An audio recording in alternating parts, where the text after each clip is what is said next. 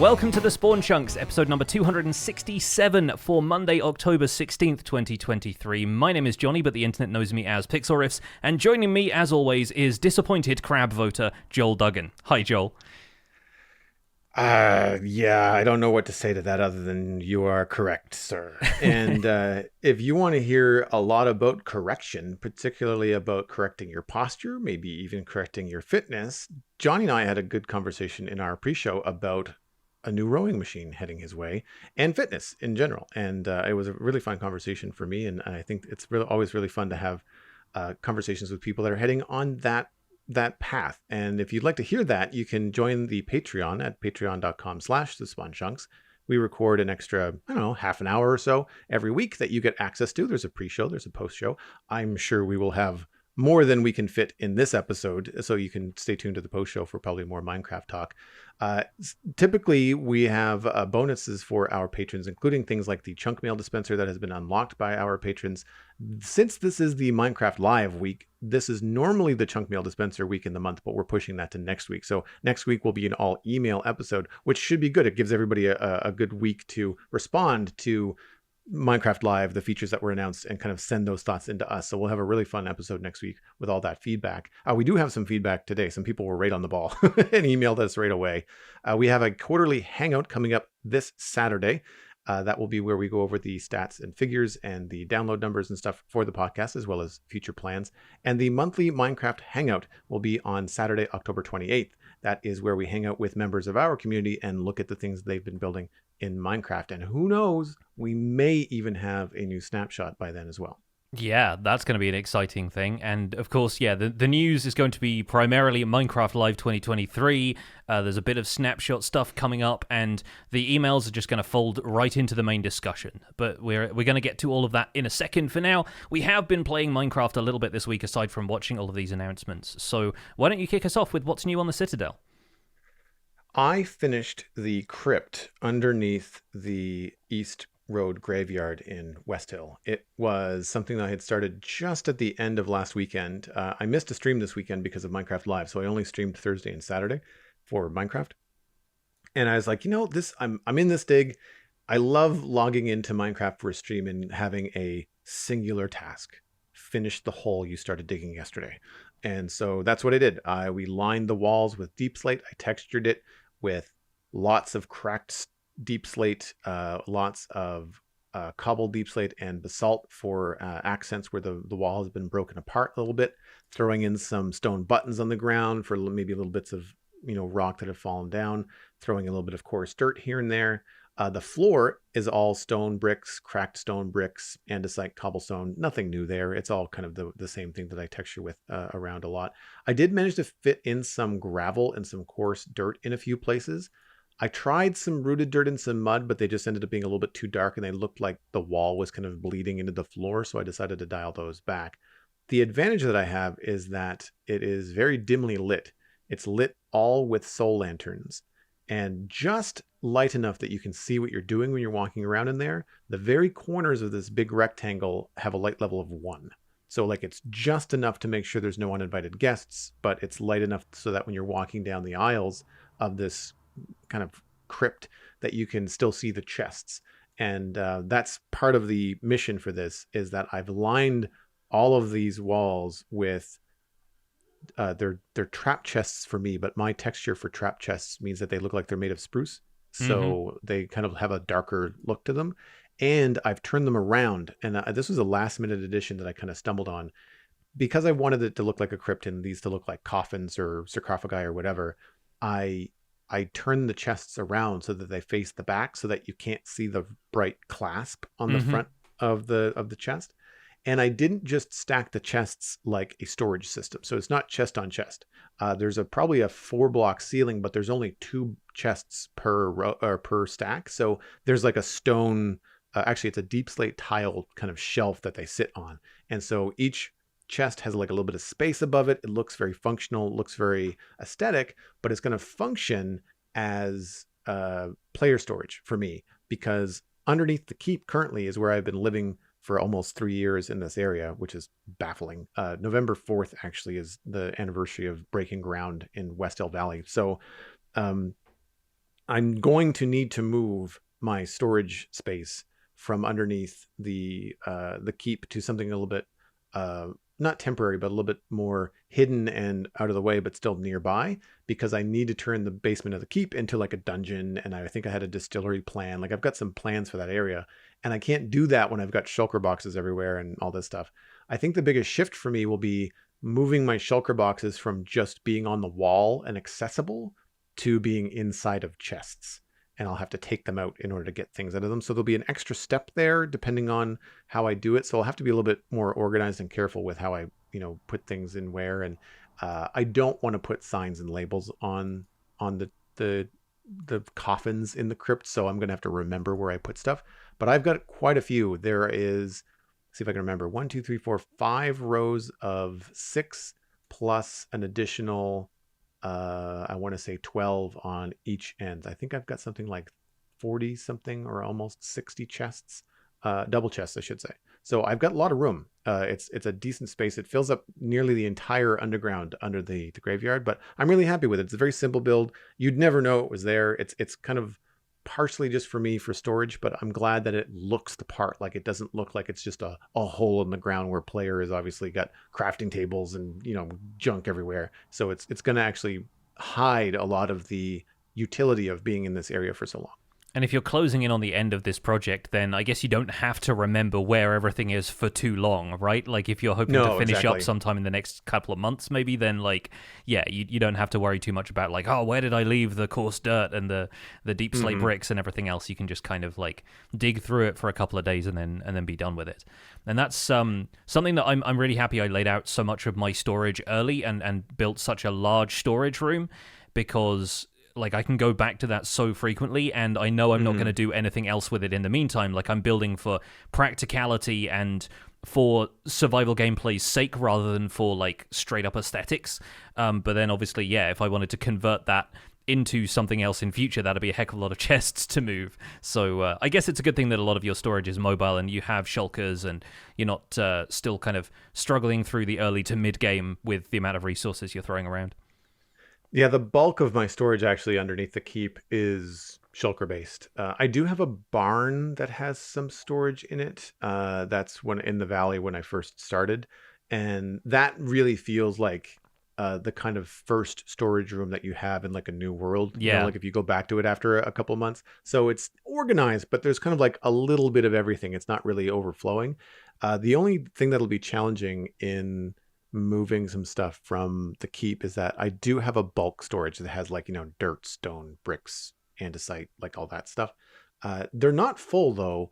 Well, the dirt and the grass is, but the rest of them are not full. So in a way, if I can get to now that we've got the dragon to fight a number of times, if I can get to the outer end islands and pick up some shulker boxes, then it really becomes quite simple. I could condense things down, I think, quite easily, because I think even at most, if one of those columns in the bulk storage is full, there's only 3 double chests. It's not an absolute ton, right?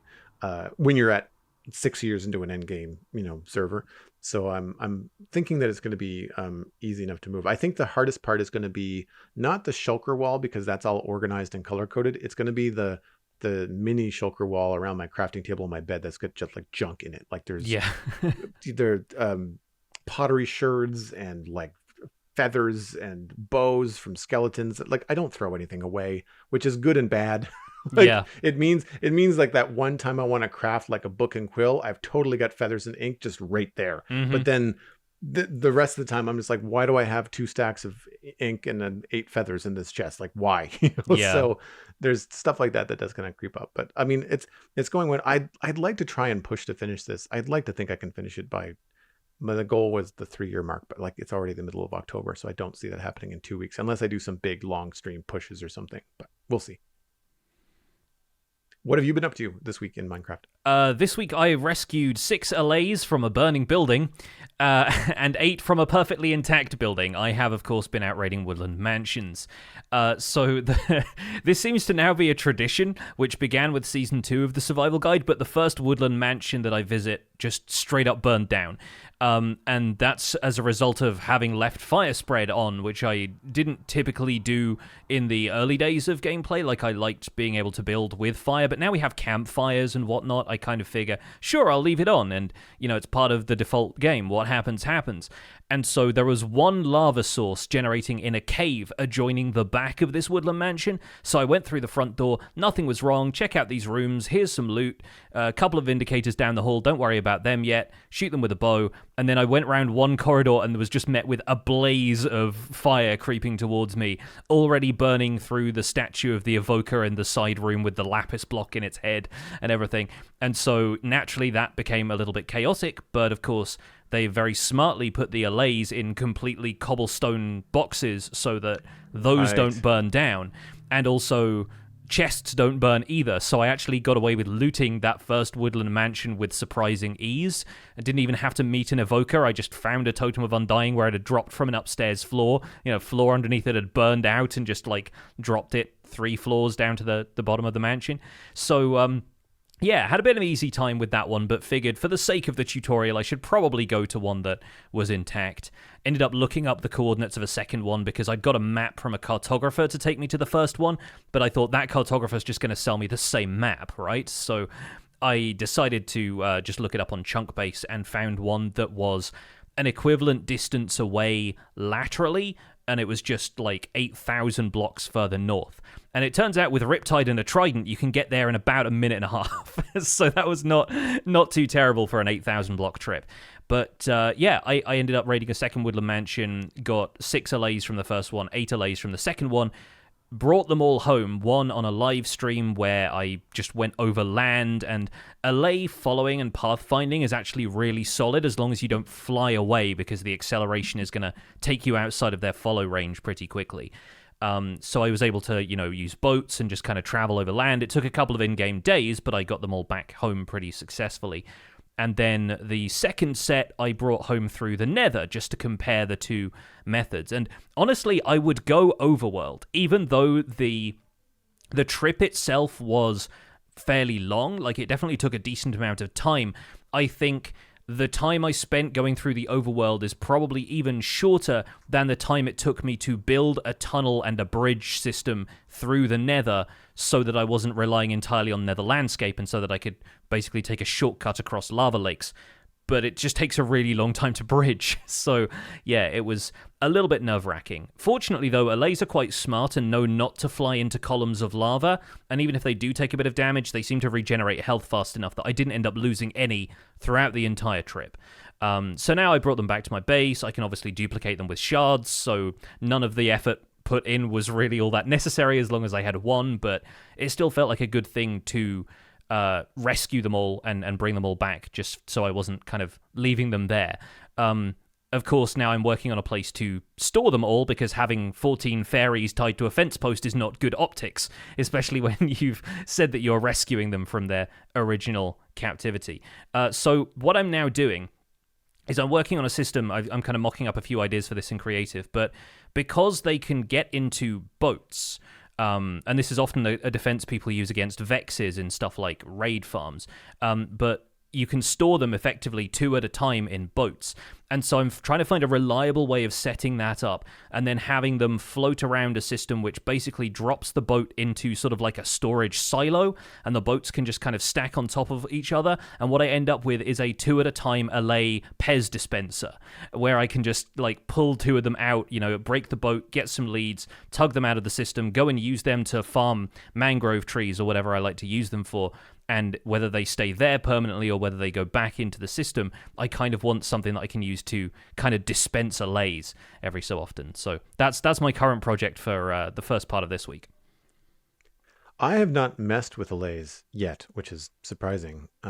Hopefully when I get into more technical stuff. So remind me, when you're traveling along, Do they like teleport to you in the same way that a dog does? Like if you get too far out of the way, or do they just kind of catch up and fly quickly? They fly, and their flight is very fast. And once they get Mm-hmm. outside of like maybe like a 16 block radius of the player, they will rubber band kind of catch up to you, almost like in a Okay. Mario Kart race or whatever, where it's like, the person at Right. the back Okay. gets a little bit of extra speed to kind of make it to the front.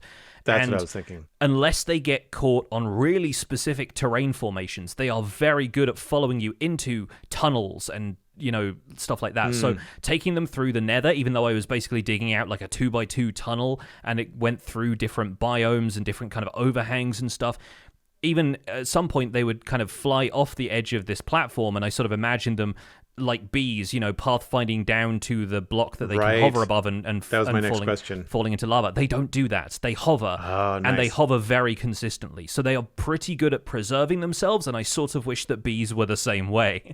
But yeah, no, they're good at keeping themselves alive, and so yeah, I was able to walk back over lava lake bridges with no safety rails over some of it, 2 block wide bridge, ghasts firing at me, repelling that with bows and arrows and that kind of thing, and was able to get them all home, no problem. Now I'm using them to help me farm mangrove wood, because you can just fill your inventory with logs and let the Allays compost everything else for you with the right kind of note block into hopper, minecart into composter setup. I've got one harvesting amethyst shards from a geode for me, because it's all flooded, and so it can just gather all of the stuff that comes up to the surface and throw that at me when I'm done mining all of the stuff in the geode out. Right. Yeah. And the other things I've got them doing is collecting sniffer seeds, because otherwise it's like a huge area of grass that your sniffers are grazing in, and you've got 14 miles of hopper minecart track underneath all of that to keep it all collected, whereas with a couple of allays you can just have them float around inside the pen gathering any of the torchflower seeds that the sniffers dig up and just pop them in a chest for you and just keep doing that over and over again.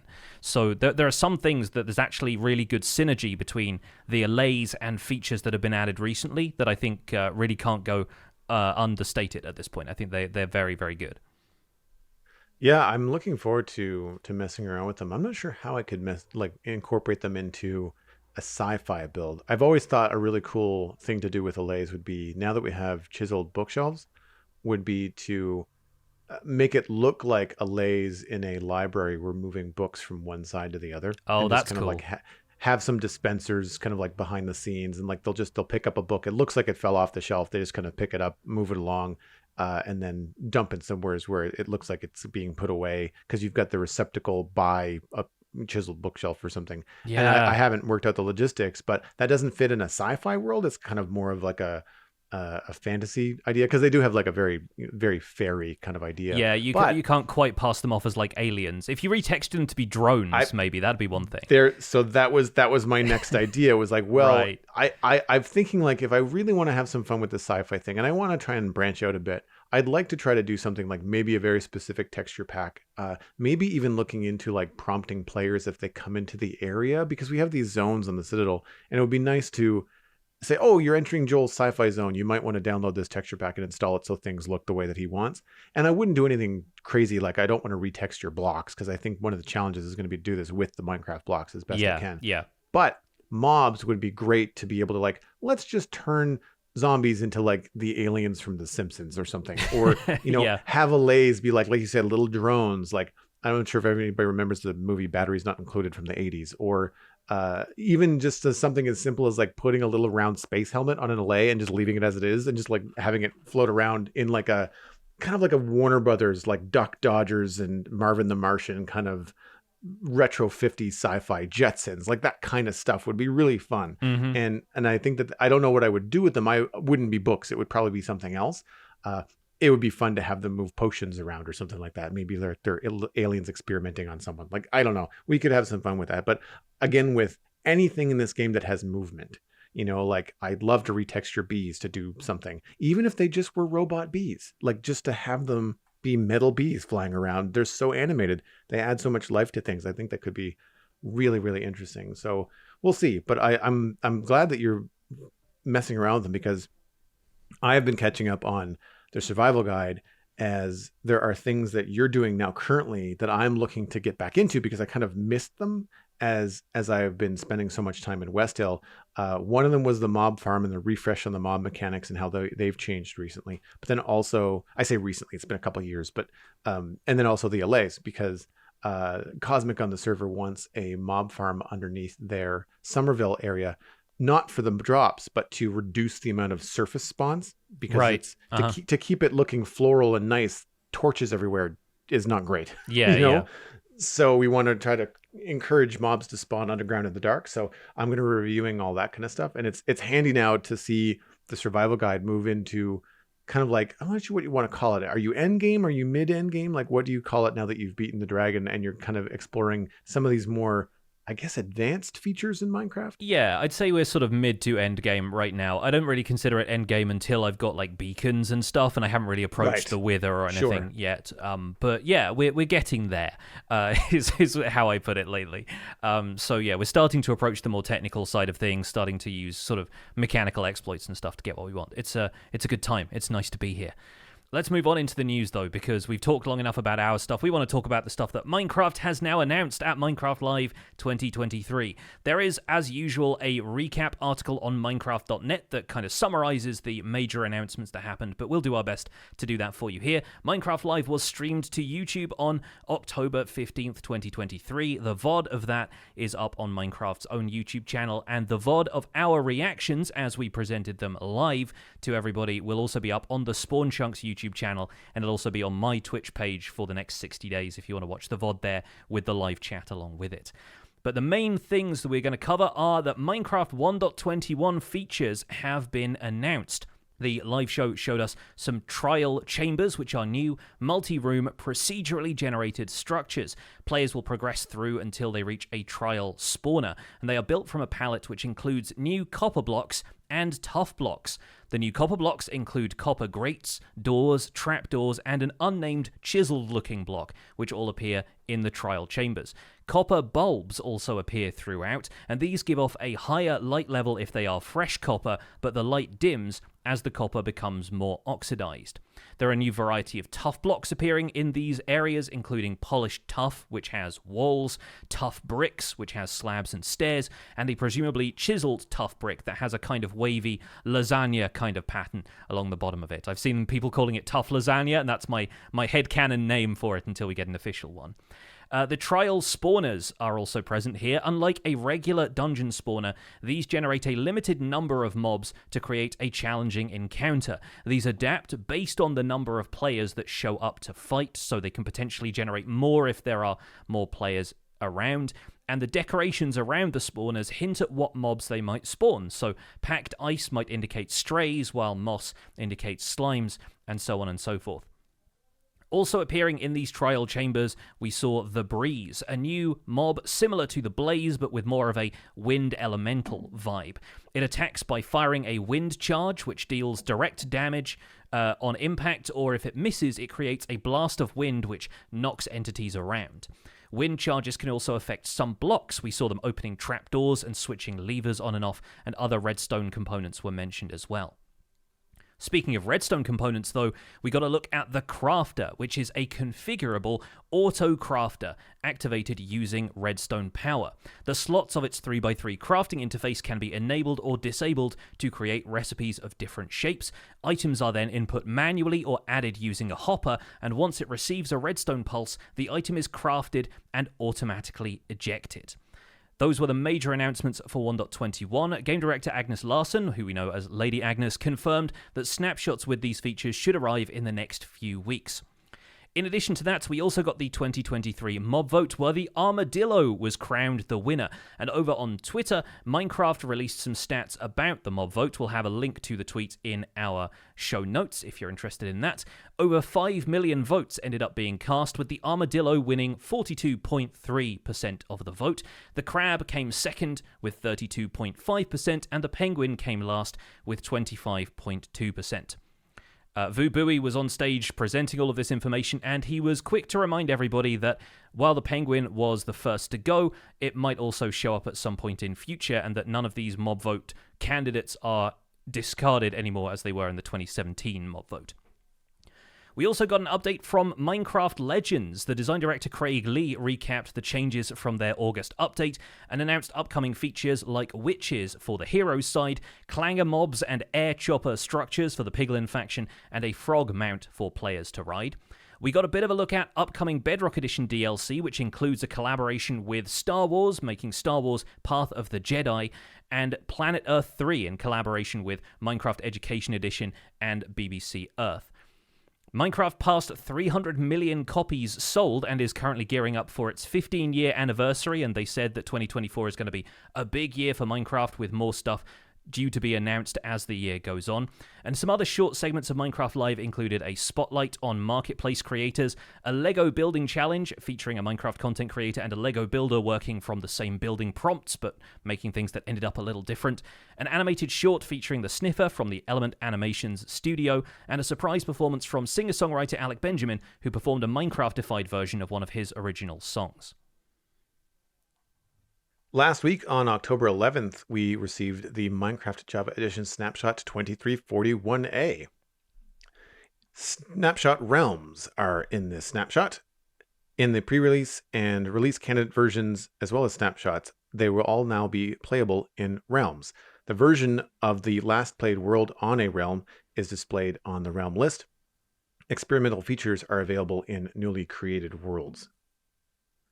Changes in Snapshot 23W41A, decorated pots. Decorated pots can now store up to a single stack of items. Hoppers, hopper minecarts, and droppers can now insert and or extract items from decorated pots. Comparators can now read the number of items in decorated pots. Players can interact with decorated pots to insert items into them. Decorated pots have no GUI and need to be broken to receive or discover their contents. Player interactions with decorated pots can cause the decorated pot to wobble and trigger a vibration frequency of 11. Decorated pots can be smashed by projectiles, which can cause them to shatter and drop their contents. Decorated pots now have a stack of 64 in the player inventory. Technical changes in Snapshot 23W41A. The data pack version is now 20. The name of non-living entities will now be shown if looked at, and a parameter custom name is set, or always displayed if a parameter custom name visible is set, similar to living entities. Additional information about technical changes and bug fixes are available in the Minecraft.net article, linked in our show notes. So, of course, we're going to save the big announcements, the vanilla Minecraft 1.21 and mob vote results, for our main discussion, but we figure everything else is kind of fair game for discussing the news here.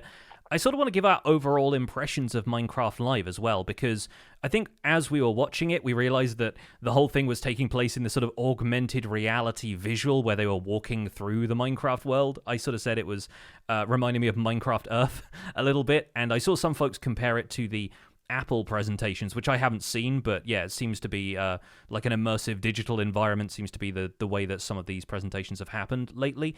And I thought the production this year was pretty slick. How did you feel about it, Joel? I like the presentation. You are right in that I have seen some Apple presentations, and it's very, very similar. And it reminds me, I don't think it's quite as extensive as the volume that Disney uses for shows like The Mandalorian and Ahsoka and whatnot. But it's that similar vibe where there's obviously some sort of like augmented projection or something. Like, I don't necessarily know if it's all green screen, because like the people have to be walking on something, and there were a combination of like real set pieces, but the colors matched very, very well. I really liked the effect of having animation. They used a lot of the cherry blossom leaves falling from cherry leaves in the background. They had fire flickering, water animation, that kind of stuff.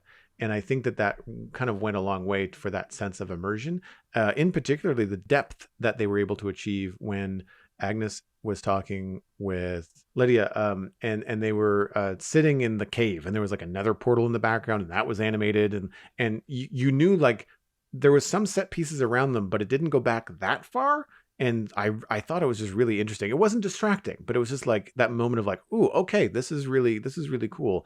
And I imagine that saves a lot compared to like trying to construct the physical sets that we've seen in previous years, where they're obviously on a soundstage and there's just a lot of physical Minecraft looking things around. And I imagine that this gave them a lot more flexibility, and they had some fun with it. Lydia and Jens in minecarts kind of going along in different tracks and stuff like that. That was kind of fun. I liked that the presentation was short as well. I think that one of the things that is a benefit to the nature in which they're delivering the information in Minecraft Live now, which is they're showing you some of the things that they're planning for the new announcement, but not everything. And they're kind of giving you a theme that will unfold over the next, several months as they release snapshots and develop with feedback from the community, which I think is a great way to develop. But also it means that they're not trying to cram the entire update's worth of information into a single presentation. So the full presentation from Mojang was like 50 minutes, 50, which is much shorter than we've had previously. And I think that that's a strength, because I think that it gives a solid amount. You're not overwhelmed. And we still have a lot to talk about. So I really like that aspect of it. Yeah. I think it was a short and sweet show. And I think a lot of us were surprised when it was over. I've definitely I've gone back and watched a couple of other people's sort of live reaction VODs, and there were definitely a couple of them who were like, "Was that it? Are we done? Is it good?" Like, I was expecting it to be longer. But yeah, I think it's also clearer than ever that they're pitching some of this stuff at younger players and families. And not only does that mean the presentational style is a lot more like, kids TV presenting. It's like, hey kids, we're going on an adventure kind of thing. Yeah. It's also like keeping it short so that the attention can be kept for long enough. Obviously, kids are going to be eating up Minecraft stuff, but there's some stuff where they're going to tune out. So it makes sense to, as they've done in previous years, keep the mob vote announcements coming every, 5 to 10 minutes, just to make sure that they're checking in throughout the show. Remember that thing you all voted for, stay tuned. And then the big announcements coming towards the end makes sense. If anything, I was sort of surprised they didn't have any kind of shout out to Minecraft Dungeons, because we learned recently that development on that had ended and they weren't really planning on doing any more updates to it. But I kind of thought maybe they give it like a good send-off here or something. But maybe with the team already having moved on to other projects at Mojang or potentially elsewhere, it might have felt weird, or maybe kind of shifted the tone to acknowledge the kind of sunsetting of Dungeons development. So it made sense that they didn't throw to that and kept everything kind of short and sweet this year. I'm still kind of put off by the real condescending presentation in some aspects of it. I know that there's a huge amount of kids. Like, I mean, the stats that they have for Minecraft is staggering. Like, it's mind-blowing how many people play this game. And I understand that the podcasting community and the streaming community and like that all skews older, but I still feel like the community is I say old enough that they don't have to go Sesame Street presentation with it. Like, I feel like you can, I think you can still do something that's like Disney after school, but not have it be aimed at, like, it felt like 4-year-olds. Like, because I feel, I noticed it in the live presentation because I feel silly sitting there watching it. And I'm just like, man, this feels really awkward. And I understand that's me, and I'm not a kid, and I don't even have kids to kind of like know where they're falling in terms of kids entertainment. Like, I don't watch any kids YouTube. Like, I don't know. Right. But I do wish they could speed some of that up, because I feel like some of the information with the mob vote, like, they really, they dragged that out. I'm cool with obviously putting it farther into the presentation, because you want to keep people tuned in, and you want them to stay through the whole thing, not just look at the mob vote and then tune out and go do something else, right? But I feel like even the presentation of the results was like, it was 5 minutes or more when it could have been just a few, and it felt like it kind of went on for a little bit. But other than that, I really liked anytime we have the devs talking about stuff. I think it's a great opportunity and I mean, we'll get into this later, but I'm pretty sure, and I'd love to hear from anybody at Mojang that can confirm this. I feel like the people that were talking about the different features as we did the little conversations going on were the people that were the ones that worked on them. Yeah. Either as a team lead or as part of the team or something. Like, they just felt like it wasn't just the usual crew. It was some new names that I didn't recognize, some familiar names. And I feel like that it made sense who was talking about what. And I feel like it wasn't just like, oh, we're just going to, if you're comfortable with presenting at Minecraft, we're just going to give this to you to talk about. I feel like, no, this has been your baby for a while. Help us, communicate that passion for what you've designed or been working on designing with a team to the people watching Minecraft Live. And I picked up on that right away. I think that was a great way to do it. Yeah, they had one of the art team talking about some of the new blocks, like the tough and copper blocks, were being introduced by, I think her name was Sarah, who is an artist on the team, and so you've got King B-Dogs telling you about the trial spawners, and obviously Agnes is kind of taking you through the entire thing because she's like the lead, game development lead for the game. So the game director. So it's a super cool way to present it. It's all happening in game, so you're not sort of being told about this almost secondhand. You're being shown it, which is great. I think the other stuff we saw, stuff like it's good to hear from the Minecraft Legends team. I've moved on from that game, and I know you have as well, but I hope people are still having fun playing it, and it seems like they've been listening to players, like they were saying on stage. They've made some worthwhile updates, both under the hood and introducing new mobs. I sort of compared it to when you'd get an expansion for an RTS game like StarCraft in the past, where they add a couple of new units and it changes the balance a little bit, gives you more options, makes things feel a bit more agile. And if they plan on doing that going forward with Legends, I can see it breathing a bit of new life into the game that might have gotten stale for some folks. And I think that any kind of external, I shouldn't say external, any kind of property that's outside of the vanilla Minecraft experience, as long as it's continuing to be developed and it's having new ideas fleshed into it, I just look at it like, what could that inspire in Minecraft, right? So anything like a high tide raises all boats, right? In terms of the Minecraft ecosystem. So I think that having a place to experiment with those kind of ideas and see what's happening and see what sticks and seeing how long that game lasts in the same way that Minecraft Dungeons did. I think that ultimately, I mean, the Mojang team that works on Minecraft is looking at that stuff, and you never know what might inspire some new feature or some new area, all that kind of stuff. I think that that's important. The other inspiring stuff we've got comes in the form of the DLC, actually. You look at some of the stuff they've done for Star Wars Path of the Jedi, some of the kind of like Jedi Temple builds that are in there, and even the landscapes. The thing that I love the most from the looking at the Bedrock DLCs was the landscapes they put into Planet Earth 3. I think those look pretty slick. The thing that made me laugh in the Star Wars trailer was there's one very brief shot of a ship flying towards a planet, and of course the planet's a cube. It's not like a spherical kind of planet. It's like a Minecraft cube just kind of tilted at a funny angle, and I just thought that had Lego Star Wars energy for me. It was the kind of thing that was just like a funny little in-joke when the rest of it seemed to be played pretty straight. So I think that's kind of fun.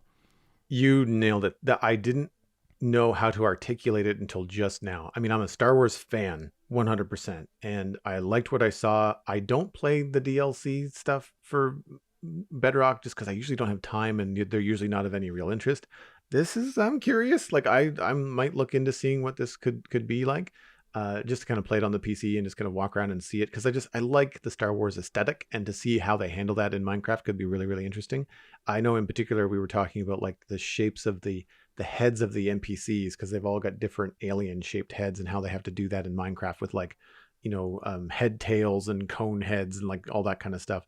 The resolution is a little bit different. Obviously lightsabers look very cool, but the Lego Star Wars vibe is real, and that's the appeal. That's 100% the vibe I get from it. I'm assuming it's going to be in the realm of that kind of silliness, because the Star Wars Lego games can be very funny. Mm-hmm. They really kind of ham it up, which is great. So yeah, that like it's cool to see that kind of stuff. I also noticed on the launcher just the other day, which I hadn't been paying attention to, I did watch the recent Ninja Turtles movie, and there's a Ninja Turtles DLC out right now. Yeah. Mm-hmm. For Minecraft. So there's lots of stuff to do. If Minecraft is more of an adventure game for you and not a building game, or you are a builder and you want some inspiration and you're just kind of stuck, then like maybe checking out some of these DLCs would be a good way to go.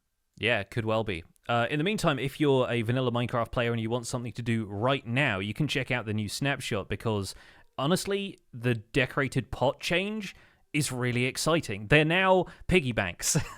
And I kind of, I think a lot of people were expecting this to happen with decorated pots during development, but had sort of dismissed it at this point, thinking, we're probably not going to get that. It seems like a bit of a stretch for the functionality they want to add to these things. And now in the snapshot for 1.20.3, I guess it's going to be, right? They've added the ability to put items in pots up to a stack of a single item. It can't be a mix of items, so you're not looking at something like the bundle. It's got its own functionality. But yeah, you have a smashable, storage system. It doesn't have any GUI or anything. You literally just put items in it, and then when you want to get them, you smash it with a sword, or you shoot it from a distance. You can, I think, even throw eggs at it or whatever to break it with a projectile, and then you get all of the sherds or the bricks that you've used to create the pot back, as well as the contents. And this seems like a feature they were maybe undecided on when the pots arrived, or maybe it was more complicated to implement and it was going to take them a while, but they figured it was worth the effort and they've gone ahead and done it. And everybody who, loves the Zelda franchise, has seen these pots in Minecraft dungeons that you get emeralds out of, is just breathing a sigh of relief and applauding for this change. I think it's a really good one. I agree. I think it's great. I think that one of the things that always drives me nuts about putting any kind of redstone contraption together, where you need to have an item with an inventory block that you have to fill up with items for a certain redstone signal, and to have something that can only have a single stack that is very straightforward, and you just count out the stack in your inventory and put it in. And it's fairly quick. I watched an Exumavoid video where he was putting things in as fast as he could. Holding down the button was fast, but like spam clicking the button, like he went through a stack super fast to put it inside. So you could set up, if you had to do like a repetitive task and like fill up several of these with 23 items over and over and over again, it really wouldn't take you that long. I think the only challenge, of course, is like remembering what's in it, right? Is going to be the tricky part if you need to. But you could do other things like, putting a sign on it, putting it on top of a different block, like the one on the cobblestone, it's got 12, the one on the concrete has got 45, like whatever you want to do. There could be some stuff there, but I like the idea. The aspect of being able to put items into them via hopper and remove items via hopper and minecarts and stuff is great. It opens up all kinds of mini games. The only thing I'm curious about, because they do hold items, you probably can't move them. I've not tried to move a pot with a sticky piston at all, so I don't know if it's possible to, like, let's say you had like a fair game, like a fairgrounds game where you're shooting pots with a bow and arrow, and as they've been broken and you've received the loot from them, could you then reset that automatically, or would the pots have to be manually placed back? Right. I believe they break and drop if they're pushed by a piston, so the pot itself drops as an item instead of breaking down into its component parts. Right. But you can't place it. Right. The contents end up spilling out. Yeah. So yes. Yeah. But the pot is whole. But then how? Is there a way to audit? You can't dispense a pot. You can't dispense it. No. Yeah. So there's things like that are potential, but it could be something as simple as if you had 2 rooms, and while the player moves on to room number 2, you reset room number 1. That kind of thing. If you wanted to do a mini game, I like the idea that it opens up things like that. You could surprise players on multiplayer servers by leaving gifts in their base. Is it a pot full of garbage, or is it a pot full of a stack of diamond blocks? Who knows, right? And I think that's kind of fun.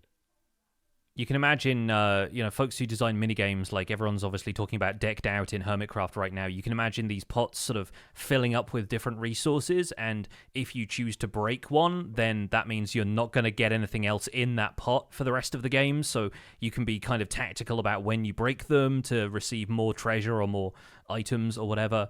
Maybe even if you add arrows to the pot using dispensers, then that's ammunition, but then once you break the pot on top of the dispenser starts firing arrows at you, so you've got to be kind of tactical about that. There's so many fun ways that you can use systems like this. It seems like they would be the ideal inclusion in item filters if they were able to push and pull items, but they don't have hopper behavior. You can feed stuff in using a hopper and detect the contents via a comparator, but then there's no way of pulling that in from a hopper line that's running over the top, so you can't really use them for item filters so much. But it's a pretty neat like addition to an existing item, and it's really nice that they're still considering revising these features a few micro updates into 1.20. This is not how they function right now, but you could probably set this up. If there was a bucket of lava in the pot and you broke it, and the bucket of lava would, instead of just dropping as an item, would then dispense the lava and have that kind of be like a hazard. It like spills, you think you're getting a prize and it spills. But if you had the pot up against the wall and the pot was hiding a dispenser with a bucket of lava in it, and the pot was sitting on an observer, which you wouldn't be able to see because it would be hiding it, right? You could potentially have the pot breaking trigger the observer and then just dispense. I mean, it would be a slight delay and you probably would lose the pot, but you would still have the effect of I broke the pot and lava came out, like, so there's things like that I think are really, really interesting. I love that you can break them with projectiles. Like that to me just opens up all kinds of ideas, right? Yeah, and you can break them with projectiles that weren't fired by a player. So you could even have a dispenser from across the room fire at a pot, trigger that, observer trap, and if a player hadn't done it, then, they're still going to get flooded with lava for this escape sequence that you're planning or something. Like, you can use it as set dressing, and it can have a lot more functionality than you at first imagine. Speaking of which, the decorated pots also appear in the trial chambers structure that they showed off at Minecraft Live. So that seems like a good way to transition into talking about Minecraft 1.21. We do have a couple of listener emails that are going to be folded into the main discussion, so don't feel like we're skipping over the community emails that we've received. We are going to get to a couple of those when we talk about their individual subjects. But we've learned about trial chambers and spawners, the new breeze mob, new tough and copper blocks, including the copper bulb, and also the crafter. So let's start with our first impressions of trial chambers.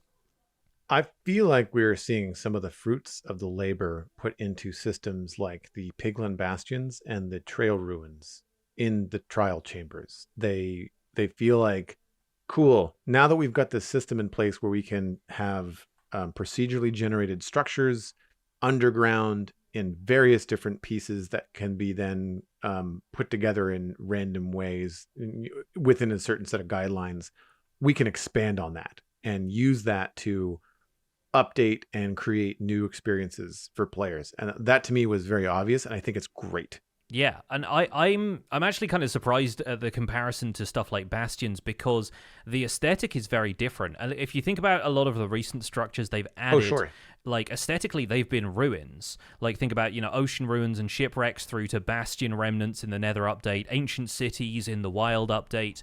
And it's kind of unusual, actually, to see, like, a new buried structure in such good condition. But, mechanically speaking, being able to chain together a series of rooms like this, sort of similar to a stronghold in a way. And so it's kind of harkening back to Stronghold Generation a bit, whilst also updating and modernizing it.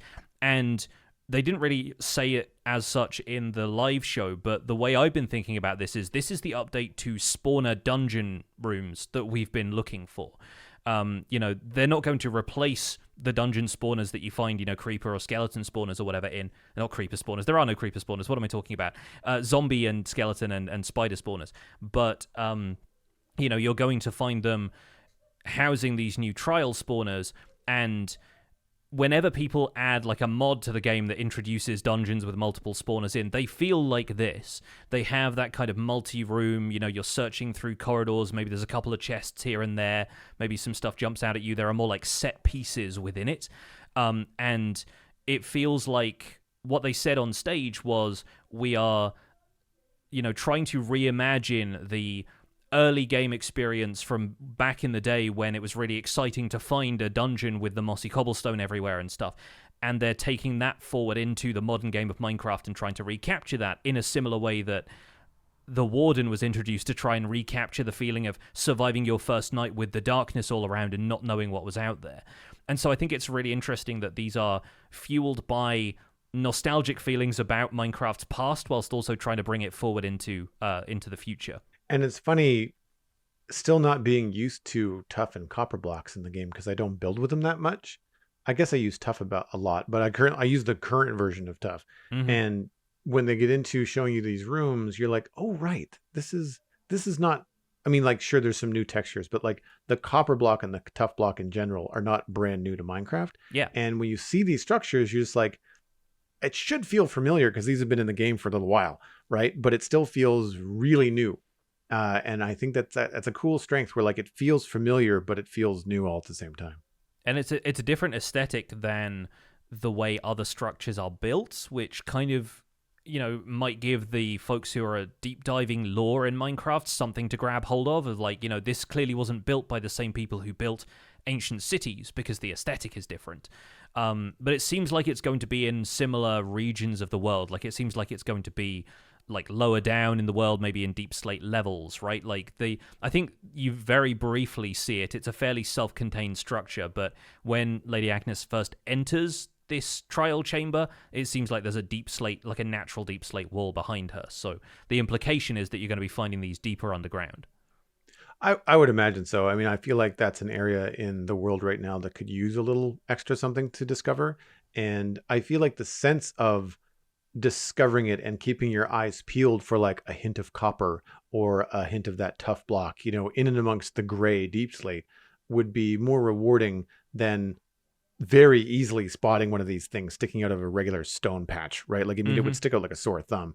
In the same way that a trail ruin sticks out of the grass. You're like, oh, there's something here, and that's only the tip of it. But I feel like with this, if you're going through your deep slate caves and passageways and stuff, and you happen to see a little bit of copper sticking out, I think you'd get very excited. You're like, oh, this is going to be really cool because I'm in a deep part of the world where there's all kinds of space. This could be huge. Who knows what's going to be in here, right?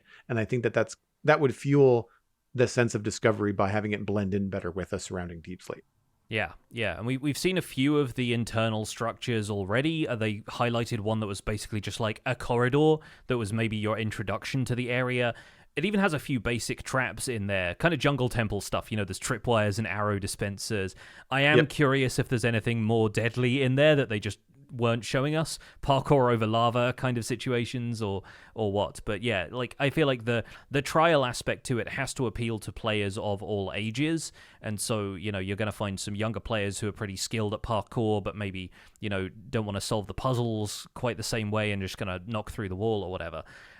They didn't mention anything at all about you not being able to alter these dungeons, which kind of gives the impression that not only are you going to be able to modify the environment and skip through sections and, create shortcuts and stuff, but if you are planning on just doing this and clearing out and you're on a multiplayer server, then you can effectively leave those shortcuts and other things for other players.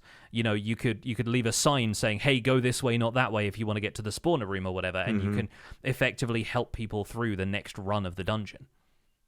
I wonder if there will be any kind of mechanic, and they did not show this at all or hint at this at all, but it reminds me of the mining fatigue that you get in an ocean monument, right?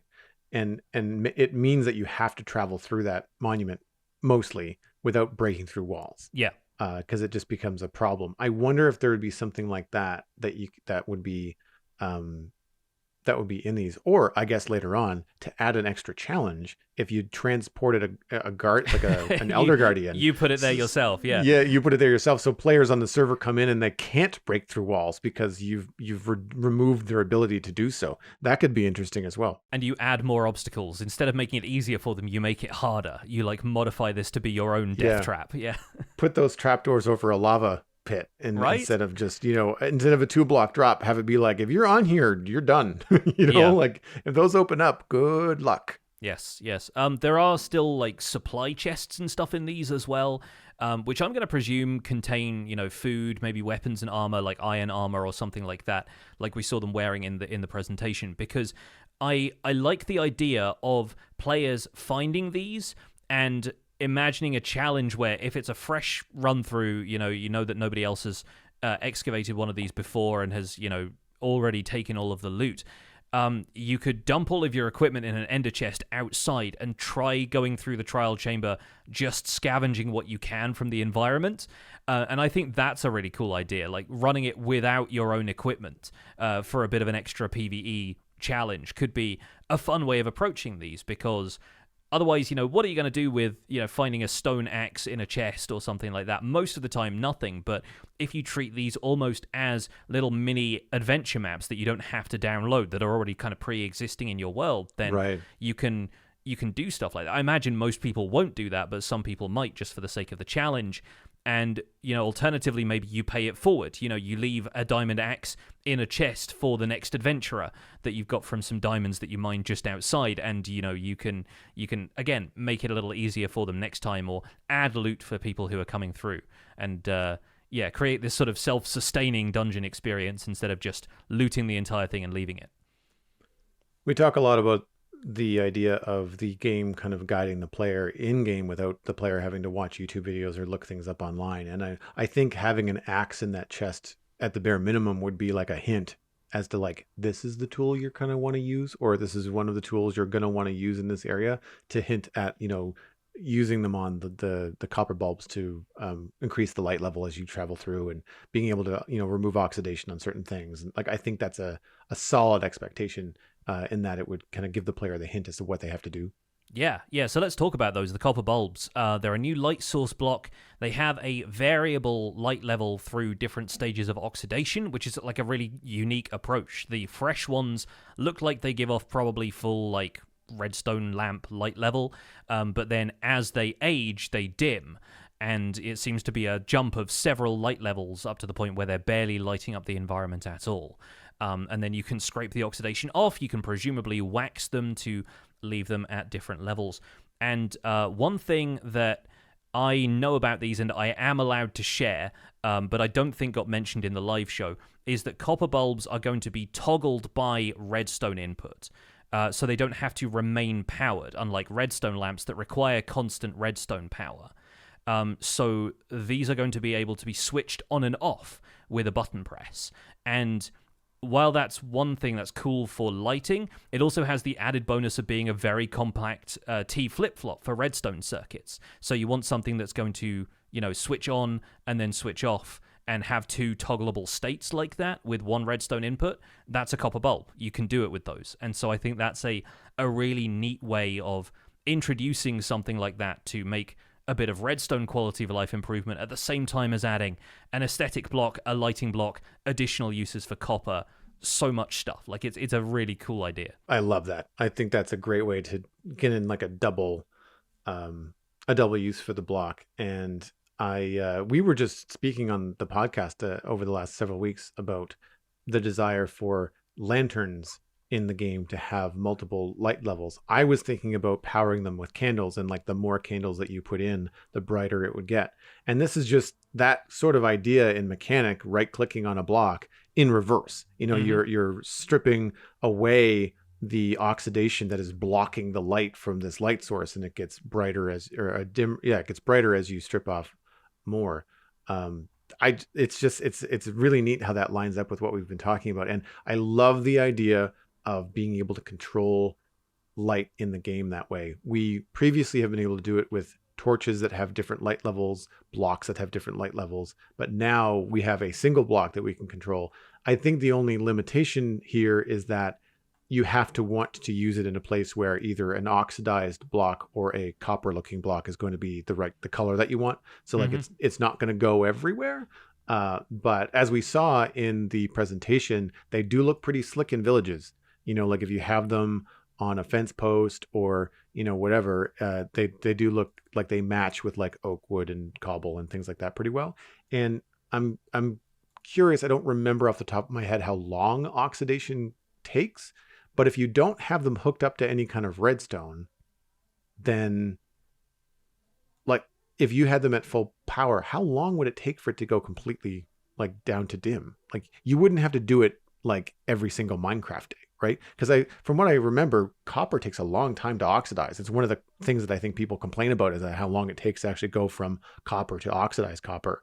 And if you have a light source like this in your early game and you have them stripped down so that they're bright, you're not going to have to run around and do it every 10 minutes. Like it's going to be a while before you go, oh, my street lamp is out. I'll just walk over and hit it 3 times with my axe and off we go, Yeah, or you can wax it if you want to stay keep it at that Oh, right. stage, but also Yes, of course. there's, Well, if you don't have wax early on, then yeah, totally. And there's still like a lot that can be done with that, and you can leave that stuff to age naturally over time to get the dim atmospheric lighting. I think there's the amount of flexibility in that is going to be really cool. So those are really exciting, and I think the Redstone community is going to have a lot of fun with them, just as the building community is. But then moving into these trial chambers a little further, you end up with the trial spawners, which are kind of distinct looking from pre-existing spawners. They have a solid top to them with a kind of aperture in the top that dispenses rewards once you've taken out all of the mobs that it spawns. It kind of, maybe like the lights around the outside sort of dim as it goes, and then it kind of burns itself out and switches off. At which point in the video it gave out a couple of emeralds and a diamond for the 2 players who ran in and dealt with all of the strays. So I'm kind of wondering if those rewards are just placeholders, in a similar way to like when they first showed up archaeology, they were like digging up diamond blocks and stuff, right? I'm kind of wondering how varied the rewards are going to be. Is it always going to be precious items? Could we be getting enchanted books or, weapons or armor? Are we going to get cake? Are we going to get armor trims from this? There's a couple of potential items that could be really rewarding, or it could just be, a little top up to the resources that you maybe spent getting here in the first place, like diamonds and whatnot. I like the way that they look. I think that the copper accents that I want to say glow in the dark, but they basically don't seem like they're affected by light. So you can identify, one, how many of these trial spawners there are, and 2, whether or not it's functional from a distance in the dark, which I think is good, and instantly distinguishable from a regular spawner. So you're not confused as to what kind of room you're in, which I think is cool. I'm really curious about the Redstone community and what they might do with these once they make their way into snapshots, because I'm curious about like all that technical stuff, like spawn rates, and should you treat them like a regular spawner and then like make like a drop zone and then like ferry off the mobs into an area? Doesn't matter, is the cooldown going to be too long to bother with all that work, because ultimately it's just not going to be fast enough for you to really get anything out of it if you want to turn it into a farm. Obviously we've already talked about like the idea of like sharing the experience with server mates and like having all that stuff happen, and I think that's cool. I didn't quite see in the video, it was too dark for me to really see the ice blocks that King Big Dog spotted and said, oh, this is going to be a stray spawner. It's like, how do you know that? Like, I just, outside of being the developer. So it'll be curious to see in game if they're lit enough that you can go, oh yes, I can absolutely see a sand block, which means we're going to be getting husks, or ice blocks, we're going to get strays. Like if you can see that clearly, then sure, that'll be good to know. And I mean, that could be interesting, because if you're far enough away, like you want to craft a shield if you know that it's going to be skeletons or strays, right? If it's not, then like you don't necessarily need a shield. You can just go in. I don't want to know what happens if it spawns creepers. Like that could be very challenging. It's hard to say.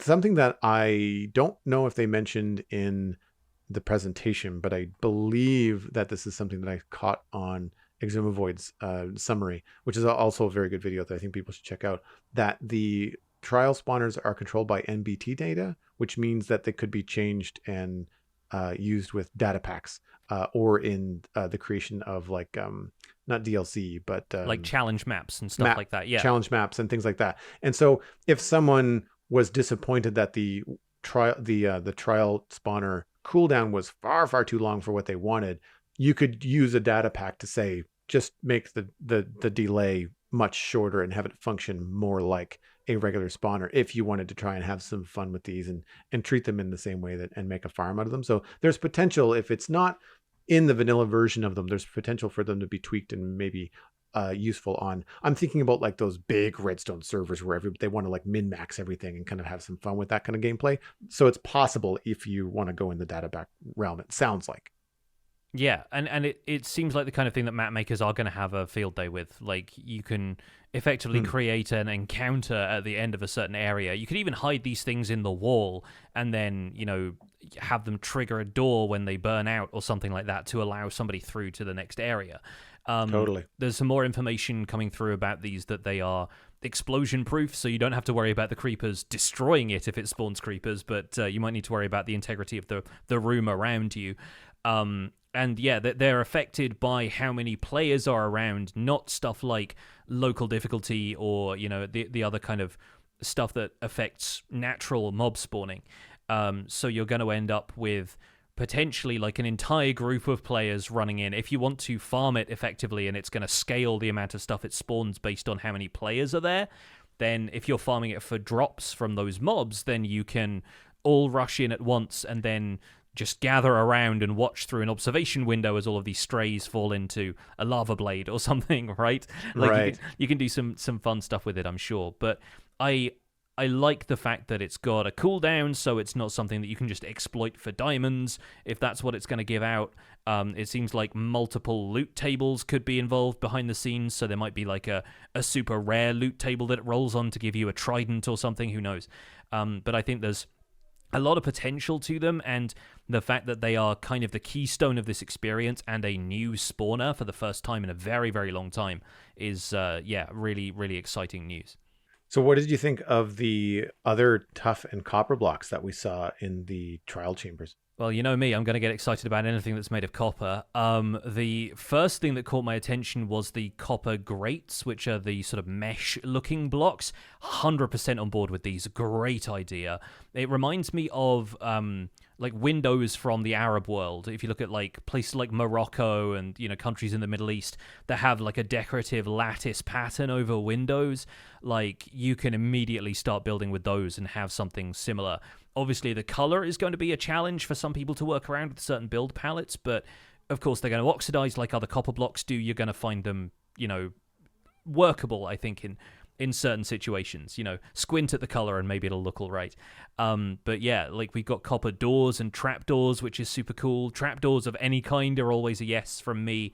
And I'm kind of curious because they showed in the presentation that players were walking through them, opening and closing them manually. There was a bit of confusion about whether or not you had to have a certain tool in your hand. They're all running around carrying axes in the video, and the axes aren't stripping the door, they're opening the door.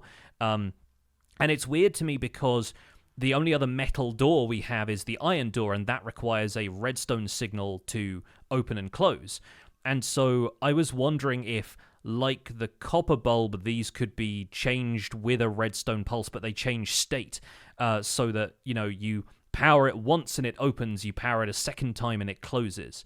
And I think that'd be a really neat way to add unique functionality to it and line it up with the copper bulb for a little bit of consistency mechanically within the material set, but then potentially add some more redstone uses in there and have that be an interesting change for those types of doors compared to like wooden doors which you just right click to open.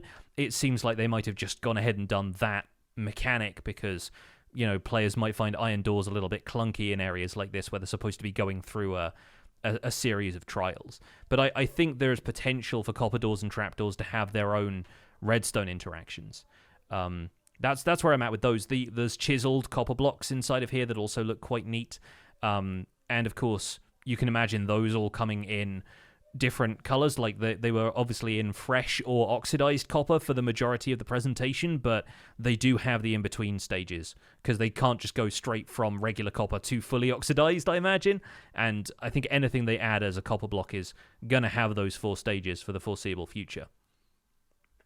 Which adds a lot more to the inventory. I'm happy for it, don't get me wrong, but like that's a lot of variations for trapdoors and doors and, chiseled blocks and things like that within the copper family, which is good, but it just, where are you going to put it all? Yeah. I think that anybody that's building a copper roof is going to be happy to have some trapdoors to help smooth out some of those corners. I use wood trapdoors all the time to kind of like get in between stairs and kind of smooth out different angles and things like that whenever they can be used in a way that you can't necessarily see the top, but you can see the side. I feel like they're very, very useful in that way. I do like a good trapdoor.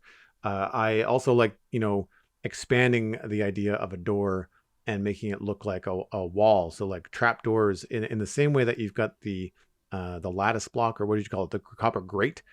Those are full blocks that have like a transparency to them, but you can vertically stack trapdoors and have them look like a thin wall and that could be fun to do with the copper as well. Especially if you're going to add any kind of gradient, as they go from oxidation to, non-oxidized, that kind of stuff.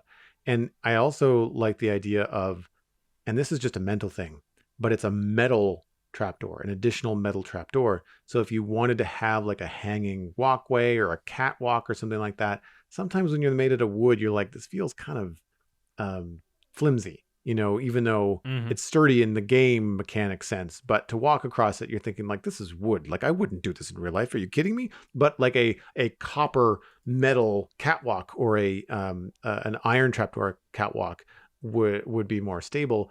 The iron trapdoors don't really look the part, whereas the copper trapdoors look like they are a bit more of that ornate kind of like wrought iron work, even though they're not iron. They're obviously copper. So I like that aspect of them as well. I didn't see how the new copper blocks will be crafted. I'm assuming they're just going to be in the stone cutter in the same way that you put copper blocks in the stone cutter now to get copper variants out. And this is just pure speculation, but I'm wondering if the stone cutter is going to be the right place for crafting metal blocks. If we get more things that we can get out of the ores in Minecraft, could the stone cutter just be renamed to the cutter, or would a new crafting block maybe be needed down the line, which would provide cool functionality, could provide a different kind of gameplay or whatever, or even just like decoration to have something new to place around. But I don't know. There's something about like putting copper in the stone cutter for yet more variations of copper that feels like it's starting to get its own robust family now that it's been in the game for a while. And I'm wondering if it needs its own crafting system at some point. Yeah, it's curious because I think we do still need a stone cutter functionality for copper blocks, because the other thing about copper is the oxidation process is really convenient if you start oxidizing one set of blocks, and then once they're oxidized, you convert those into slabs, stairs, or whatever, and then you don't have to place out twice the amount of materials to oxidize all of your slabs. And so if we end up being able to use the stone cutter to get these mesh lattice grate blocks, then I think those are those are going to be really nice to have. Whereas if you craft them in a crafting table, they're always going to be made of something like copper ingots, right? So you're going to end up having to oxidize those separately because you won't be able to start with an oxidized block. There are no oxidized copper ingots that you can craft with. So you're always going to have to start with a fresh copper block for that. And so that's the kind of interesting dichotomy of like adding more copper stuff to the game is like, how is it crafted and where do you put that? And so I'm curious to see what they do, but I have no guesses at this point. I presume it's going to be a stone cutter thing. So even with trapdoors, which I don't think you can craft in a stone cutter using any other material, but then all of the other trapdoors are wood, or the iron trapdoor, which doesn't have stone cutter recipes anyway. I really like most of the tough blocks that we saw. We saw stairs, and there's some, I want to call them polished tough blocks. They look like polished andesite blocks. And we saw some tough walls as well. And this was something I was just calling out for on stream the other day. I was working with different wall variations, and I really wish there was a polished andesite wall. For the most part, all of your like neutral gray stone walls are very cobble, andesite, there's diorite and granite, but there's nothing really polished. There's nothing really finished until you get into the polished deep slate, but that's often too dark for what you might want to use it for. And so having a kind of medium gray, it does kind of lean on the green side of things, because tough obviously leans on the green side of things. But I like the look of it. I like the kind of subtle texture to it. Same with the polished tough block that we saw. I like the texture of that. The more that I think about it and the more that I look at screenshots, the less I like the tough bricks. Yeah. And it comes from the high contrast of the very dark gray grout between them. And the gray grout almost has no texture. Like the space between the bricks and stone bricks has some pixelation, like there's some different tones in there, whereas this is just straight dark gray. And it's also, as I mentioned yesterday in our post show, on the grout is on the top of the block texture as opposed to the bottom. And that means that it won't line up with every other brick that's in the game. Yeah, it connects And differently, right? yeah, and I feel like it's going to stand out like a sore thumb. So like my first bit of feedback would be like, I'm all for a different color brick. It's more gray. I'm a little bit grayed out, but that's me because I'm in West Hill for 3 years. But I really think that it should be adjusted so that even if it is a different color, it's still going to line up and work with some of the other blocks in the game. Because that means it's going to have a different lineup for even things like not chisel blocks, but like, well, I guess chisel blocks have that outline. Any block that has like that outline so that you can see the grid pattern on it, like the copper block or polished andesite, anything like that, you'd want these to try and line up with it. And I don't know that they're going to do that. Yeah, the thing that kind of throws me about Tough being crafted into this block set is that Tough is probably one of the more naturalistic looking stone textures that we have in the vanilla block palette. And somehow these bricks and the polished versions look like the most heavily worked of all of the stone bricks that we've got, because they look very, very polished. They look extruded and beveled, and they have all of this sort of light highlight to them, like they're very shiny feeling, even though they are in this sort of darker color range. So I think it's really interesting that we start with something that looks, for all the world to me, like dry stone wall or kind of like, volcanic rock, but it turns into something that feels like very deliberately set bricks with very few imperfections to them. And I wonder if that's at all related to how it is working with Tough in real life, or if it's just, an incidental feature of the way they decided to design these textures and what they wanted players to get out of the block in the first place. In terms of these trial chambers not being ruined, it certainly looks like it's well made and would stand the test of time, I guess.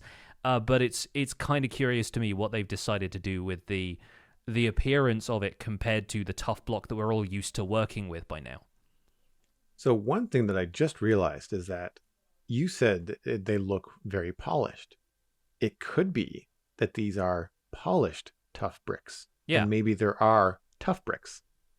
You know what I mean? In the same way that yeah. Deep Slate has got what, like 3 or 4 different versions when you start getting it into stairs and slabs and bricks. And there's like right? polished brick and tile, and like Blackstone is kind of the same, where it has that kind of coarse, grainy texture even when it's in brick form, but it's definitely kind of changed up the material that you started with.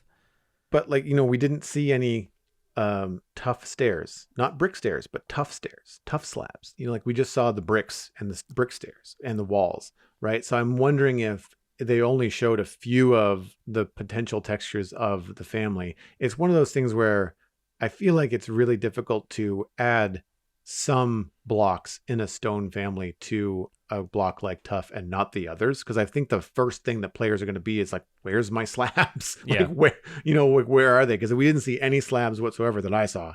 So like that kind of stuff, I feel like they should add, especially because we've got the stone cutter, and it's going to be a matter of putting Tough in a stone cutter and getting some of these things out of it, if that's how it's going to be crafted. But yeah, I'm looking forward to them doing that kind of thing. I do also like, and I think you do as well, the patterned Tough block, the one that has like the little squiggle along it. Yeah, I'm assuming this is chiseled Tough, but I am still going to be calling it lasagna Tough for the foreseeable future. It's a neat looking block. Yeah, I think it works. I think it's good that it has some connectivity with the Tough bricks, and it'll be curious. Like, mostly I just want to get hands-on experience with these blocks and see them in the light of day, because lighting interiors like this for these trial chambers is very different to what they look like out in the world on the surface, and I'm kind of curious what they look like in full daylight and how they fit in with other blocks, but they didn't really show us a full build palette with them that wasn't just related to the trial chambers. So I want to see where I can fit those chiseled Tough blocks in, and where, how we can layer this lasagna with other things, and from there I'll be able to form more of an opinion. So it's a good thing that we're hopefully getting snapshots within the next couple of weeks, because I'm itching to get my hands on these and try some of them. Speaking of the new Tough and Copper blocks, we have an email from Trollfaust about the new Tough and Copper blocks. Hi, Jonny and Joel. Since we saw Copper and Tough blocks that we'll be getting in new variations in Minecraft 1.21, I was wondering if we might also get the copper and tough golems in the update as well. Both types of material had a golem in previous mob votes, and both would fit quite nicely into the tinkering theme of the update.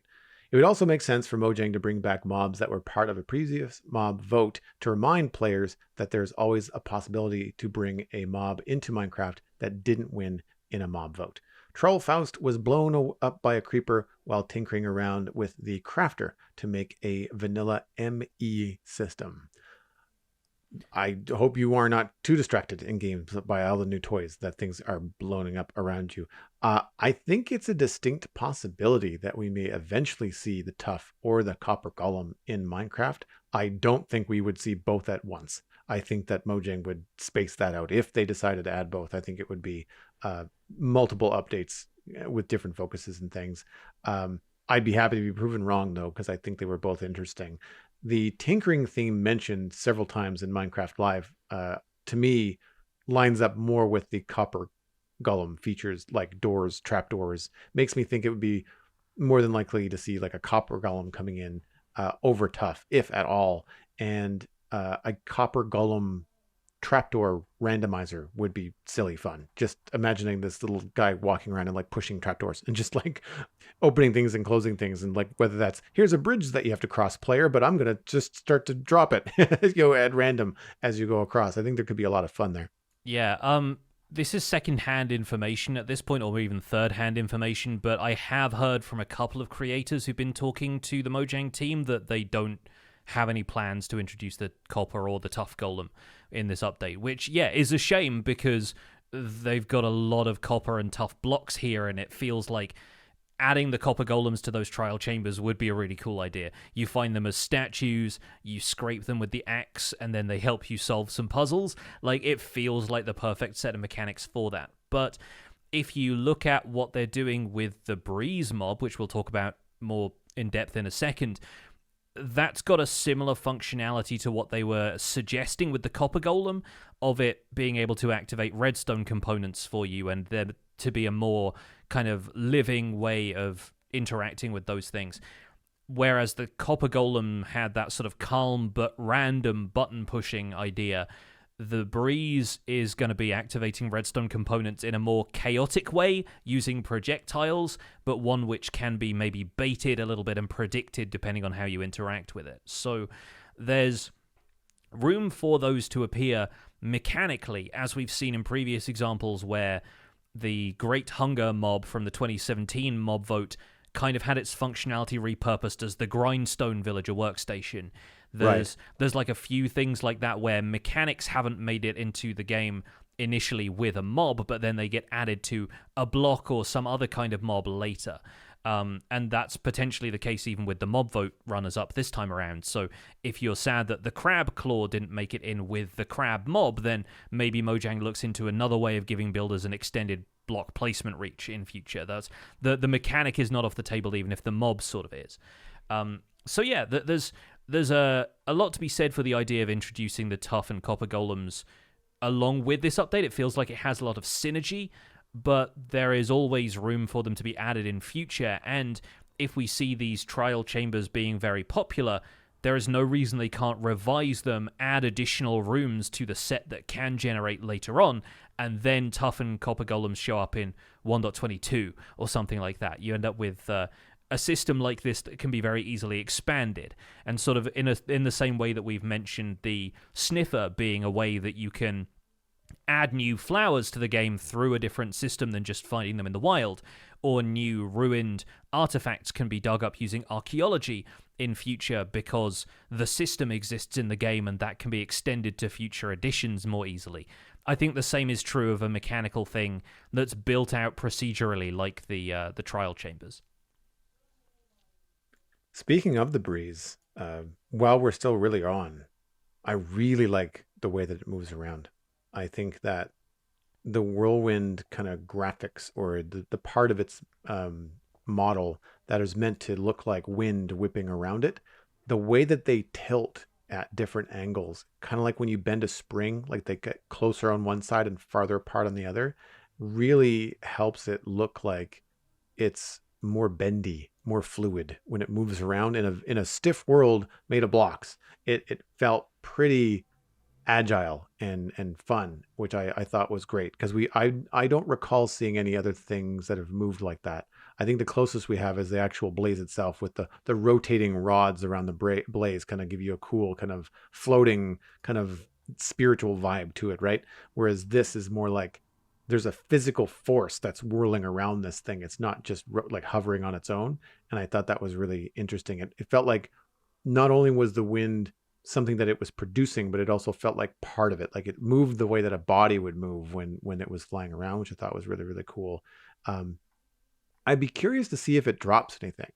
The obviously, the example that I would bring is the blaze rod is very useful for smelting and whatnot, and you can use it to craft other things as well, blaze powder.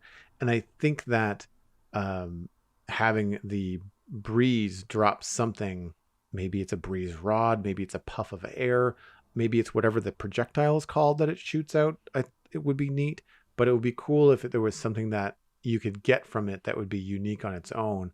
And like, I don't know what the spawning mechanics are. Like, do they come from the dungeon, from the trial chamber spawners? Do they come from just in the realm of a chamber? Like, do you have to be in a trial chamber to see them? Like, I'm curious about all that kind of stuff. And especially something we were talking about in the post show yesterday is, can you capture them, or can you prompt them to attack target area? Or even if it's that projectile that we talked about, if you can collect those and use those for other things, being able to push mobs around, to blow items around, to maybe push players around.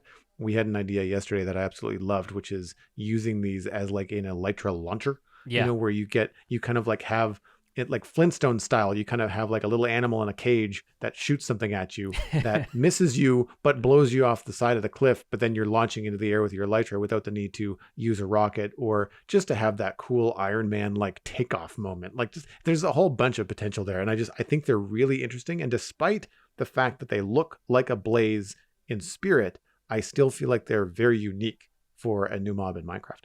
Yeah, no, they're definitely kind of unique. And I think it's honestly surprising that it's taken this long to get something with that blaze archetype, considering that we already have like 4 types of zombies, 2 skeletons, 2 spiders, 2 insects. If you look at the silverfish and the endermite, 2 slimes, we even have the Vex and the Allay now kind of being counterparts of each other. The blaze has been around since Minecraft 1.0. And wow, that's 2011, so it's been 12 years, and now we're getting something that's kind of got the same format as the blaze in terms of the way it's designed. I think it's kind of neat that these little corners are almost being filled out by it, and it doesn't feel like repetitive design because it's significantly different in the way it behaves, in the way it looks. It's got the rods that the blaze have, but yeah, it's just kind of like built a little differently. I do like that it's a combat challenge and something that can affect the environment, and there's so much that both players and the gameplay developers can do with that idea. I mean, yeah, we talked about whether the thing drops like a wand that you can use to shoot a gust of wind at something, or project yourself into the air, or if you have to be a little bit more devious about it and move the mob around in order to do that. The fact that it can trigger redstone components is really cool, because it can do that remotely as well. It's not like the copper golem where it would have to walk up and push a specific button. It can just fire across the room at you, and you can sidestep, and kind of like in a creeper situation where you're getting a music disc and you're trying to like juke the skeleton into shooting the creeper. You trick this thing into shooting in a certain direction, and then you can use that to propel yourself across a ravine or something. You can use that for all sorts of mini games, survival contraptions, loads of stuff that's it's going to be capable of. And all that is packaged in a design which, like you said, I think works really well. They've kind of put some thought into the animations behind it. The big eyebrows give it stacks of personality because it automatically looks kind of grumpy. And yeah, there's some tornado Pokemon that it kind of reminds me of in a weird kind of way. Yeah. Yeah, there's stuff like that I think it's already got the iconography that makes it kind of a cool looking mob. I don't see anybody really disliking the breeze on any grounds. So yeah, I think that's a fun design for a mob. Curious, like you, to see whether it just occurs in the trial chambers or if it pops up elsewhere. But yeah, really, really interested to see where that goes. Speaking of mobs, we received the results of the mob vote, Oh, we and sure the did. armadillo is in. The Yes. armadillo is in. Do you want to start with any positive things, or do you want to just get the Tear off the the band-aid. shovel? No. Tear off the band-aid? Yeah. Get the shovel, ding the armadillo over the head. Sneak the crab in a bag. No, we discussed this in previous weeks, and I voted for the crab. You did as well. Yeah. I was on the fence about all of these mobs, and I think with the crab, it came down to whether or not you thought the ability to have an extended block placement reach was a good idea. And I think it was more that opened up possibilities to explore other aspects of building and how they could be revised, and what constitutes like a revision to building which is not game breaking but still feels like a quality of life improvement, right? And so I'm still happy if they are taking those ideas and throwing them back into the big old idea melting pot and seeing what else comes out. See if it comes out attached to something that isn't a crab. Then I'm fine with it, right? I wasn't necessarily all in for the crab as a mob. And so I can see why the armadillo won, because it has that kind of triangle of it's a cute mob, it adds something to the biome, and it adds a feature that a lot of people did want. You and I are not necessarily on that list of people, because we don't really care that much about using wolves in-game, but of course, as I mentioned previously, there are a lot of plus sides to that. Players who use wolves frequently are going to find them taking less damage. There is the opportunity for customization so that you can give your wolves color-coded collars and, some nice jumpers if you can at least dye the armor, if not also, have armor trim involved. And so I'm kind of fine with it, just on the grounds that I could have taken any of these three mobs and been, largely speaking, happy with it. How you feel? How are you feeling? The giant resounding meh, which is a word I don't Yeah. use lightly because it's one of my least favorite words. Mm. But and I'd be happy to have Mojang prove me wrong. I'd be happy to see the imaginative thinking caps come on and something really cool come out of this. But I think that players that voted for the armadillo will ultimately be disappointed. I think it's a cool idea on paper for them. And I think, unfortunately, because it is the mob that we knew the least amount, which is saying something, that the player base that voted for it is more than likely voting for it for what they think they will get. Because the only thing that was promised was wolf armor. That was it. They didn't really say anything else about could you dye it? Could you trim it? Is it going to be useful? What level of armor? Is it going to be iron armor? Is it going to be leather armor? You don't know. And I think that the idea, even my brain goes to little cute sweaters for your dog too. But that's pure speculation. And when that probably doesn't happen, there's people that are going to be disappointed. And I think it's not going to last nearly as long as a game feature as things like the crab or the penguin would, right? I don't think there's the longevity in the armadillo wolf armor thing that there were in the other mobs. Now, happy to be proven wrong. One of the potential positives is that this could mean some additional updates to the savannah, right? Mm-hmm. Armadillos often eat insects, things like termites. They're going to be in the savannah. Maybe plunking them in is just not good enough. Maybe once they do that, they're going to say, well, we're here. We should probably add a couple other things to make the armadillo feel at home in the savannah. So there could be some fun things that happen there. I think that they're obviously going to have to revisit something like the scoot, because they're different colors as far as I can tell in the little animation. Unless the brown armadillo drops a green scoot, then they're going to have to differentiate between turtle scoots and armadillo scoots.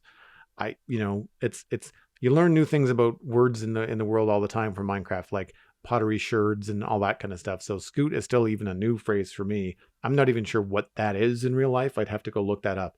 But I'm not sure what they're going to do with them. And there's a potential, if they realize in examining the uses for the armadillo scoot, that the turtle scoot is currently underutilized, which could, as they mentioned in Minecraft Live, bring them to revisit old mechanics and improve upon them and bring them forward. So there is potential. I don't want to completely shoot it down. I'm just a little grumpy that it wasn't one of the things that I voted for. And like you, I was on the fence, but I was on the fence between the crab and the penguin. I would have been totally happy with either. I voted for crab because I thought that it brought the most potential to changes in Minecraft, but I would have been totally cool with like a Chilly Willy speedboat penguin. Totally fine, you know? Yeah. I think, honestly, the savannah needs the armadillo more than the mangrove swamp needed the crab. I think that's another reason that people will have voted for it, is that the savannah has not had an update since it was added, except maybe the addition of villages and pillager outposts, which obviously came to other biomes as well. They're definitely not a unique savannah thing. Sure. So I think like the mangrove swamp still being new, already having frogs and bees if you go that deep in there and uncover the beehives from where they're inevitably swamped in mangrove foliage. There's some stuff going on in mangroves already, and they feel dense enough that sometimes people want to dip in and explore, and sometimes people just kind of give it a wide berth. But savannas are everywhere in 118 terrain. Like I find them all over the place when I'm exploring, and so I think it's fair to say that the armadillo being a new addition to savannas is a pretty decent reason to add it, independently of the wolf armor stuff. So that's why I'm not too sore about this, even though I voted for something completely different. And I am very curious to see if the crab or the penguin return in future or in another form, because as I mentioned during the newsread, Vubui did say explicitly on camera, hey, the reason that the penguin is out is because the least amount of you voted for it, but there's no reason it doesn't ever show up again in future. So there's potentially some leeway there. It's good to know that they're at least addressing that up front. Now let's circle back and talk about the big one, for me at least. Even though I'm very excited about the trial chambers, the copper block palette expanding and all that kind of stuff, the crafter is a game changer. Like, this is one of the things that I think is people are going to look back on this update with the same view that they take to something like the Nether update. But as far as like the redstone and technical community goes, this is their update. It's going to be an essential thing for people who like automation. Everybody else can ignore it all they want and continue to manually craft things, but the crafter basically can turn this game into something more like Factorio or Satisfactory if you want to play that way. You can farm everything, you can craft everything, a lot of it can be automated, and this is one of those things that I don't think it was ever explicitly stated by the team, but I never thought they were going to add something like this to vanilla, and now they've gone ahead and done it. A few people in our live chat were pointing out that this is similar to a feature in Nembon's carpet mod, and now that Nembon is part of the Mojang team, he's probably had a hand in the development of this. But I think the potential it has for improving automation in the game and giving players more goals to work towards and changing the way technical players assemble farms if they want to feed the output of the farms into these arrays of crafters now, there's going to be so many different things that opens up gameplay-wise. I agree. I thought it was a genuine and welcome surprise. I'm really interested to see how this is going to be used in the community, and I took a moment to rewatch the crafter segment. There's a short, like 14-minute clip on the Minecraft YouTube channel, and you can see the automated example that they show off, while fairly simple, has its output directly putting into a barrel. I'm assuming that the barrel is collecting the crafted items. Yes. I would have thought that you would have to output into a hopper and then into a barrel, but that's cool that you don't have to do that. And it's going to be really interesting to see, with the combination of things like the copper bulb, which we now know can be used as a T flip-flop in a very compact space, how you can have the timing and everything set up for these crafters to get into, as you mentioned, like chains of things, chains of farms combining into new items. Think, for example, of having an iron farm and a tree farm. The iron farm, you're just getting ingots, and that's fine. You're going to continue with those. But you're going to take the tree farm and you're going to craft planks out of logs and then chests out of planks. And then you're going to combine those with iron ingots to make hoppers, if you wanted to have auto-crafted hoppers. Mm-hmm. It's bananas. Like, when you think about the domino effect that the crafter is going to have on Minecraft, I am right there with you. Like, I mean, you think, oh yeah, that's cool. And then when you take about 5 minutes to think about it silently to yourself, you're like, wait a minute, Yeah. this is really, really big. And I'm a Rube Goldberg Great Ball Machine kind of fan. And so rather than having everything pop into like hoppers and droppers and things like that, I would love to see like water streams of items flying around. And I think I mentioned yesterday that it reminds me of the auto potion brewing systems that you've seen people create, where they have to drop potions and ingredients into a specific order into the brewing Yes. stand in order for it to work. And I love the way that they are handling the interface, and that you just click on a box in the UI to block it. And so you can only craft in a certain shape. It's really complicated, but very simple at the same time. And while we don't know for sure, when I was looking at that, it feels like the way that the items are received by the crafter are from top left to bottom right, slots 1 through 9, Yeah. because the sword didn't come in the way that gravity kind of you'd expect it to be. That it came in top to bottom. It came in ingot, and then stick in the example that they showed on screen. And so to me, it's going line by line. So if you had those top 3 open, and then the bottom 2 in the middle open, and you were doing ingots and sticks, then you would make a pickaxe instead, right? And it's really, really interesting to see what they're doing with that. I will throw in another detail of that I don't think I've seen many people mention, but it does ingot, stick. It doesn't stack the 2 ingots in the first crafting slot. So anytime it receives a new item, I don't know if that has to be on an interval or if it's just that it adds them in the order that the hopper puts them in. It's going to assume that you're putting that in a new crafting slot instead of crafting multiple of that item, right?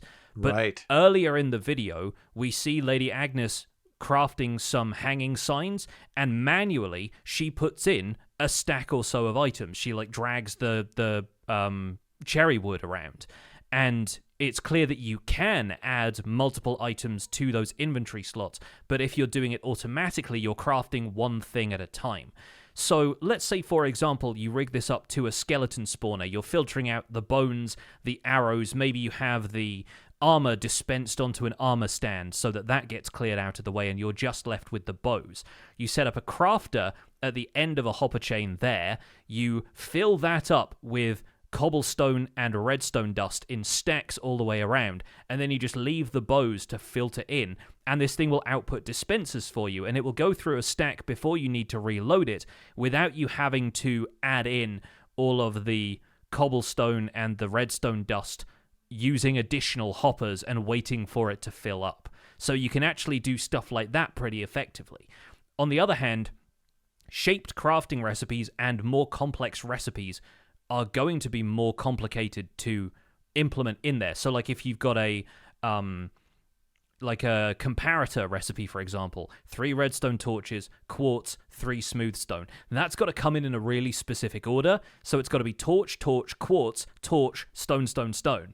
And you've got to have like different droppers probably firing off at different times into a water stream to, like you said with the potion brewing setup, feed those items in a little piece at a time. So I think it's a really interesting mechanical way of dealing with it that is going to prompt some redstone problem solving in order to figure out how best to use it. And this kind of feeds into the email we got from Kokorodaki about the crafter. So I'm going to read that and then we can get back into the discussion here.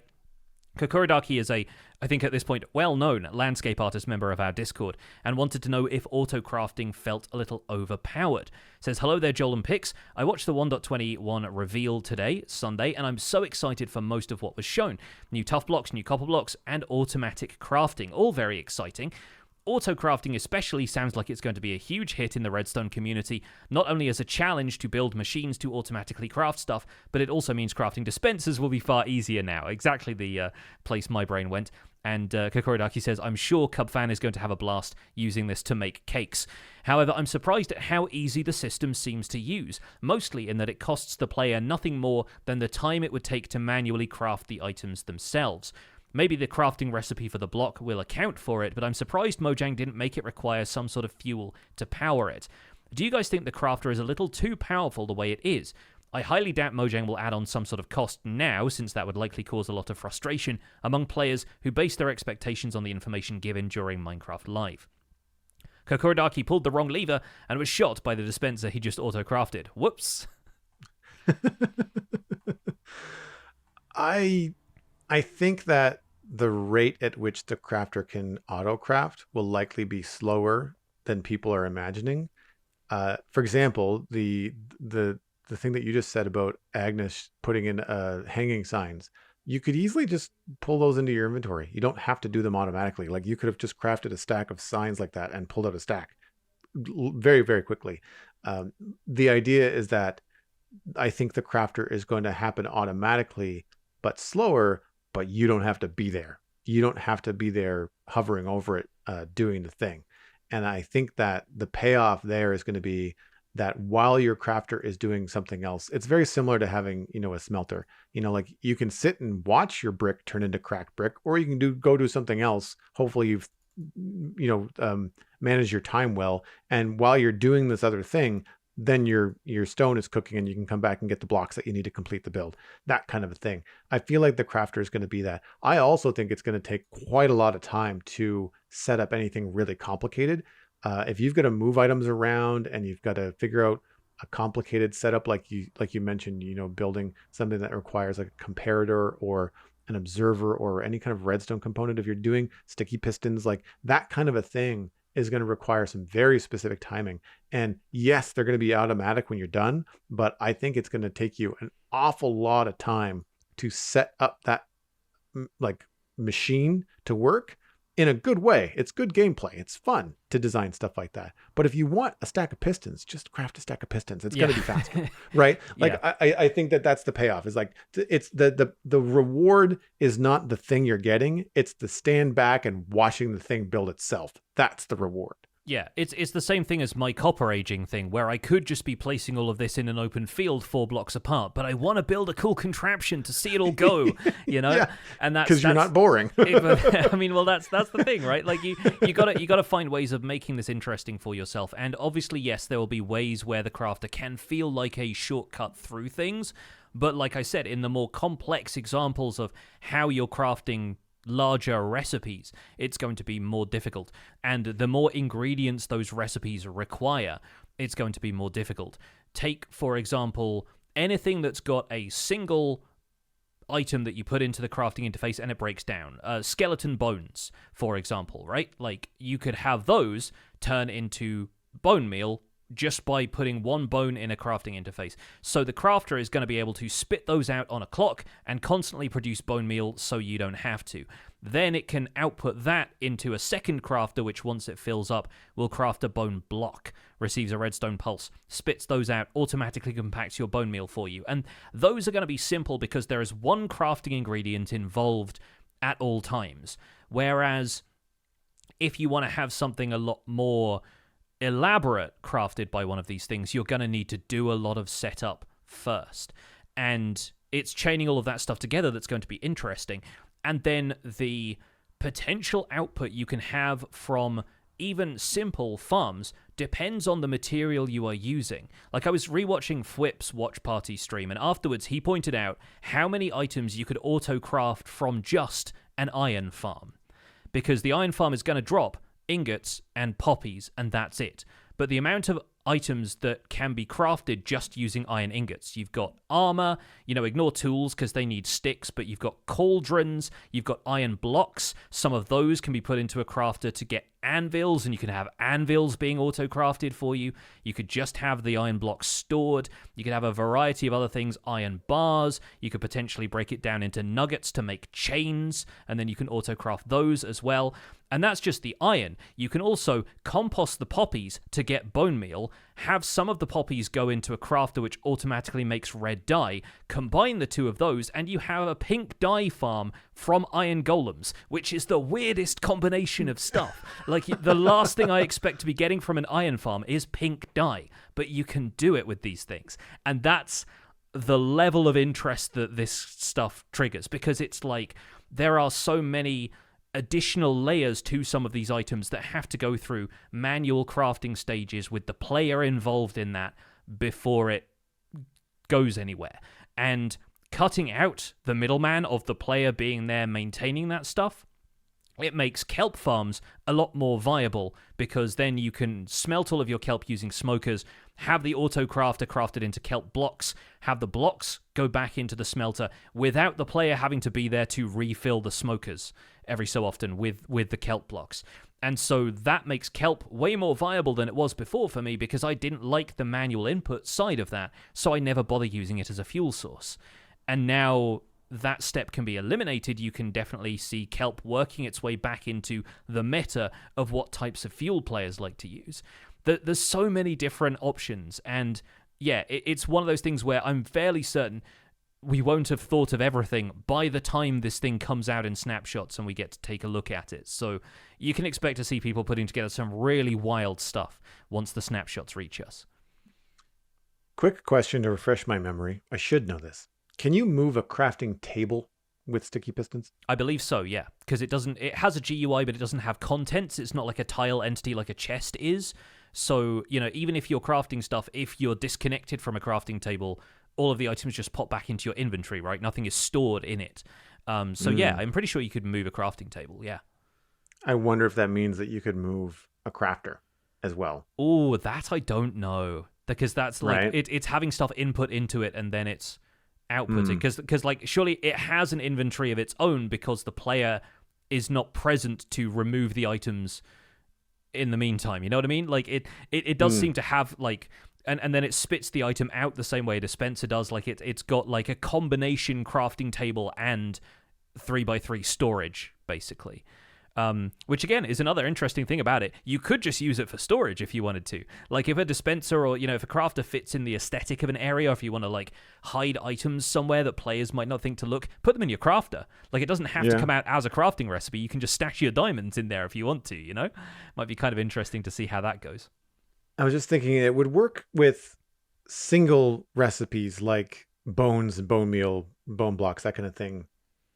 Rather than powering or unpowering a hopper or having something go through automatically and having to pulse the crafter, if you were removing the crafter from the position it needs to be in to receive and export something by pulling it down a block, then like you could essentially turn the machine on and off by just pushing and pulling the crafter out of position.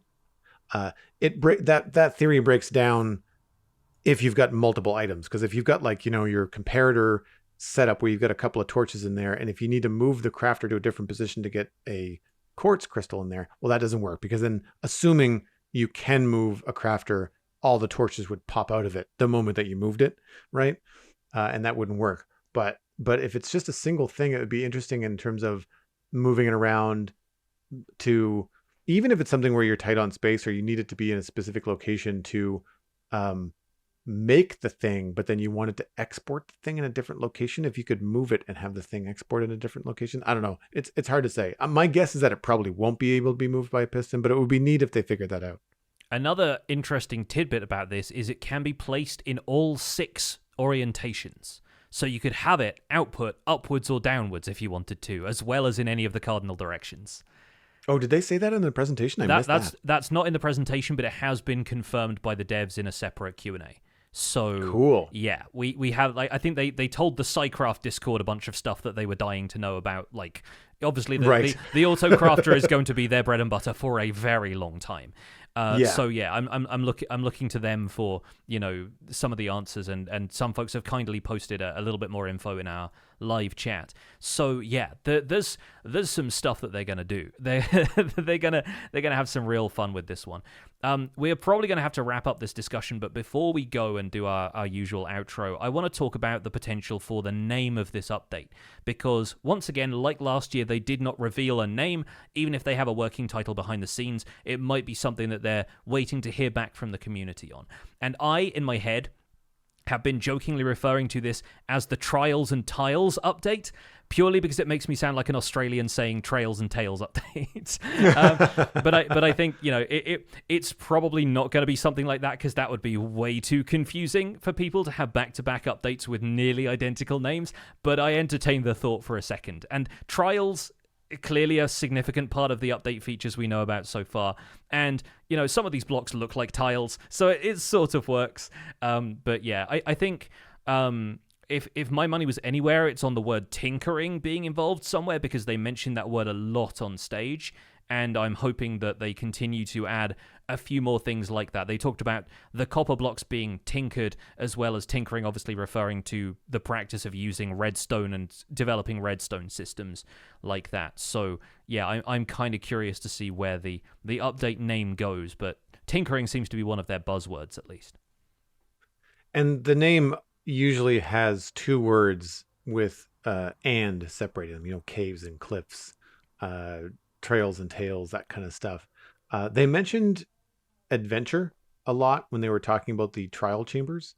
So I'm wondering if it could be, if they decide not to have that and in there, it could be crafting adventure because of the crafter. Crafting and adventure update, you know, they could just go right on the nose and be like, this is what it is. It's a crafting update and it's an adventure update. You know, like it could be very straightforward. I would imagine they might try to use alliteration whenever they can.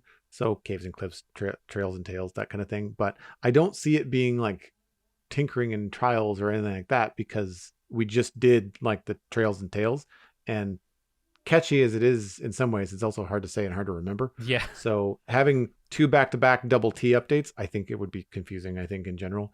Not that people wouldn't conflate the two content-wise, just you'd say one meaning the other. You know, the name would just flip in your brain. So I don't know. I feel like they might try to get crafting in there somehow. Yeah, maybe. It seems like auto crafting is going to be a pretty major focus, even if, you know, it feels like it's just one block, but it's just one block that's probably going to be changing a lot about how we play the game, at least from the technical side of things. But of course, we are going to wait and see what other features get announced for this update, because similar to the Trails and Tales update, this update is not done announcing its features, and we might not hear anything about those before the end of the year, but they've said in 2024, for the 15th anniversary of Minecraft's release, they are going to have a few things up their sleeves. So we'll wait and see. In the meantime, of course, you can email the show if you'd like to suggest an update name, and maybe we can try a couple of those out and see how they fit in our mouths currently. But that's where we're going to leave things for this episode of The Spawn Chunks. You can find more information about the show and links to some of the stuff that we talked about today at thespawnchunks.com. The music for the show is composed by me, and The Spawn Chunks is proud to be a listener-supported podcast. If you're getting some value out of the show, why not consider putting some value back in? You can visit patreon.com/thespawnchunks to join our community, where pledging at any level will get you an invite to our patrons-only Discord chat. You can listen to the show live when we record it every Monday. We also have our quarterly hangout and monthly Minecraft audio hangouts coming up, where our community can get the behind-the-scenes facts and figures about the podcast and also share what they've been doing in Minecraft this month. We currently have 325 patrons, which is up 4 from last week. Thank you to the 4 of you for jumping on board. And special thanks go out to our content engineer patrons, Hunter555, Jumbo Sale, Mindtrip Media, Party Voyager, and Yitz. Thank you all for your support on this episode.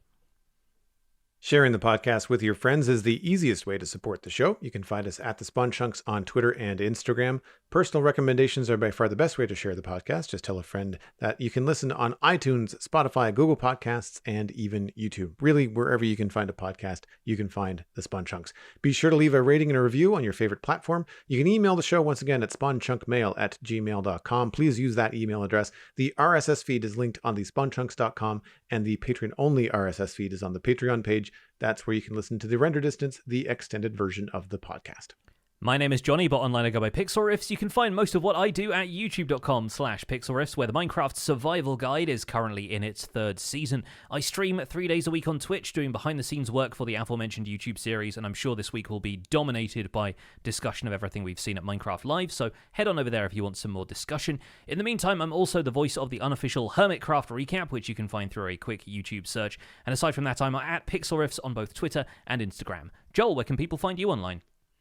Everything that I'm doing online can be linked at joelduggan.com, including the Citadel Cafe, my other podcast about sci-fi and fantasy entertainment. Last week, we talked about Ahsoka, the finale, and that's been up and published. We also have an extended version of that podcast now, so if you're a patron, you can check out extra content from myself and Steven ESC. I'm Joel Duggan on social media, very easy to find. And I'm Joel Duggan on Twitch, where I stream Thursday through Sunday, building the Citadel most of the time, but of course Lego on Fridays. And if you're interested in that Minecraft Star Wars DLC, I'm actually building a Lego X-Wing Starfighter on Fridays. Thanks for visiting The Spawn Chunks. The world outside is infinite, and we will auto-craft all of it.